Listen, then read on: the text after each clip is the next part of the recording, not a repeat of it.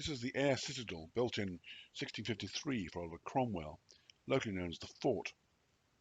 It's a very unusual shape in terms of comparison with medieval castles. It's a hexagonal shape with 6 bastions, each of which was tipped by a small turret.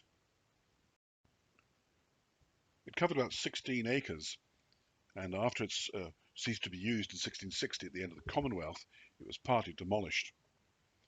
The stone had largely come from Ardrossan Castle, as well as the old Ayr Castle. And inside it was located the Church of St. John the Baptist, which became stores and a lookout post. Cromwell built a new church, now the Ayr Old Kirk, to replace it. Some of the stones can be seen to be carrying mason's marks. A Dutchman, Hans Tessin, was responsible for its construction. He had great difficulty seeing as it's built on sand, so the excavations kept filling in with the sand and also water.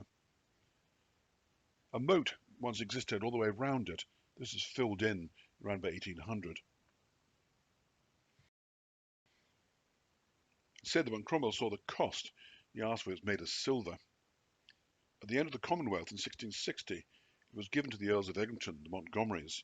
This was in reparation for their losses in supporting Charles I, and of course their loss of the castle at Ardrossan. The citadel and the barracks within were all created as the Barony of Montgomerieston, named after the family. At first it was used as a wool factory, and the Earl was given the right to any vagrants to be forced to work there for free. Later it went through various hands. At one point it belonged to the Countess of Eglinton, Lady Susanna, and she established a brewery. Later it passed into the hands of one of her relations, the Earl of Cassilis. The final and most colourful character in it was Baron Miller. He purchased it, built himself a house attached to the old church of St. John's Tower, and he also built what's called Miller's Folly. Finally, the Marquis of Bute purchased what was left of the barony. He also demolished most of Fort House, leaving just the original tower of the church, and donated it to the local council. The old church had once been one of the more important ones in Scotland, and Robert the Bruce held a parliament here. Although there were 1,200 officers and men within the fort, the church was just used as a lookout tower and as a store.